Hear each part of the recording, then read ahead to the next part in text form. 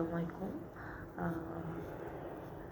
আমি শিক্ষকদের উদ্দেশ্যে কিছু কথা বলার জন্য আজকে এই আমার ভিডিওটা করা। আমি তাদেরকে ছোট করছি না। তারা আসলে যে সকল কর্মকাণ্ড বর্তমান করতেছে বা ইতিপূর্বেও করেছেন, সেই পরিপ্রেক্ষিতে দুইটা কথা বলার জন্য আমি আসছি।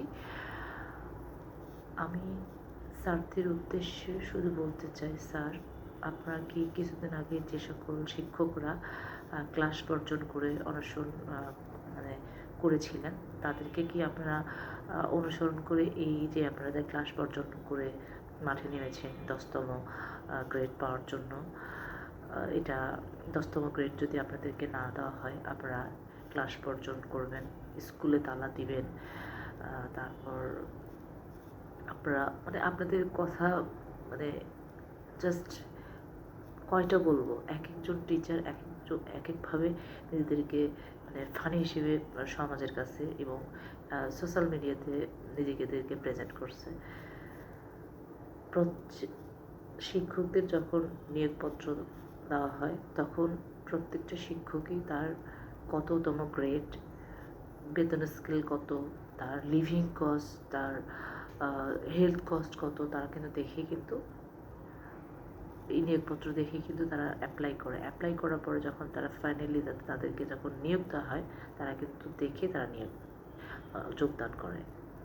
তো ম্যাম, স্যার, আপনাদের ওই কথাটা এখন মাথায় রাখা উচিত ছিল না যে আমরা তো দেখে এসছি আমাদের গ্রেড কত, এখন আপনারা কেন আপনাদের এত গ্রেড দিতে হবে?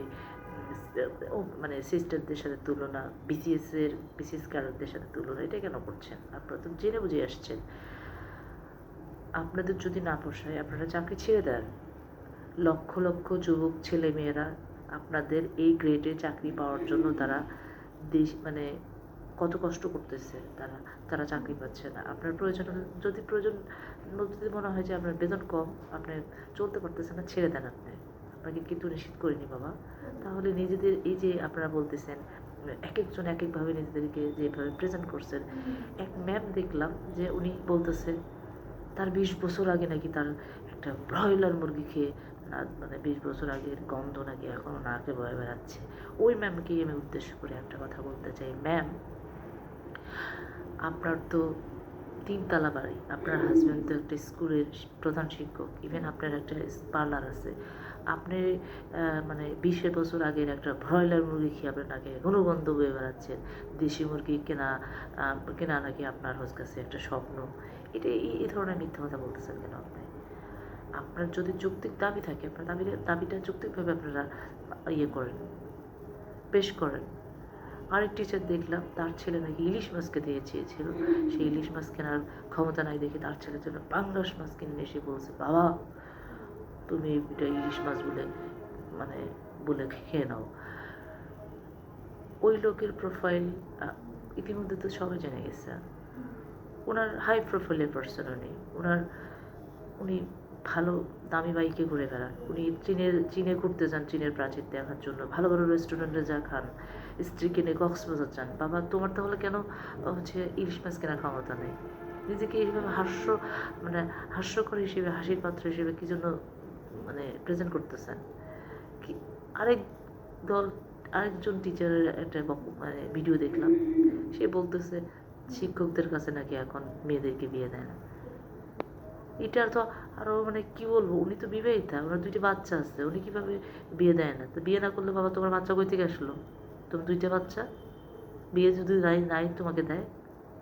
মিথ্যা কথা বলে নিজেদেরকে সমাজের কাছে বহির্বিশ্বের কাছে একদম নিচে তরে নিয়ে গেছেন। আপনারা শিক্ষক, আপনাদের কাছ থেকে কি শিখবে ছেলে মেয়েরা?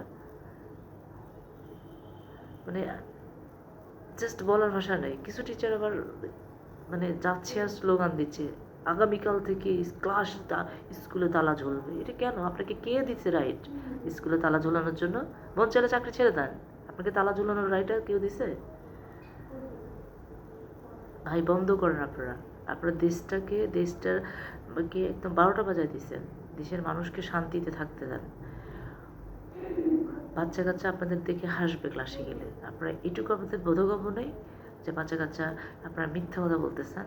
বছরে তো 6 মাসে আপনাদের স্কুল ছুটি থাকে, আর 5 দিন আপনারা ক্লাস করেন। কী ক্লাস করেন আপনারা?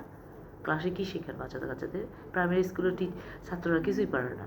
আপনারা তো একবার তো অনশনে গেলেন না যে নতুন করে কোনো ট্রেনিং দেওয়া হোক আমাদেরকে, আমরা ছাত্রছাত্রীদেরকে ভালো মেধাবী করতে চাই, তারা যেন মানে ভার্সিটি, ভালো কলেজে, ভালো হাই স্কুলে বা স্কুলে তারা যত মানে ভর্তি হতে পারে, তাদের মেধা বিকাশ কীভাবে করানো আরও বাড়ানো যায়, ভালোভাবে আমরা কীভাবে শিক্ষা দিতে পারি, এগুলো তো কখনো করেন না। আপনারা এক একজন এক এক কথা বলতেছেন। কেউ বলতেছে যে কেন আমি টিচার হলাম, ভাত মানে সে নাকি ভাতই পায় না, না খেয়ে থাকে। এইসব কথা কেন আপনারা বলতেছেন বাবা? এসব কথা বলেন না। আপনারা শিক্ষাগুরু, আপনাদের কাছে আমরা এটা আশা করিনি কখনোই। আপনাদের অবস্থান আমরা বাবা মার পরে আপনাদেরকে আমরা সেই অবস্থানটা দিয়েছি বা এখনও দেই।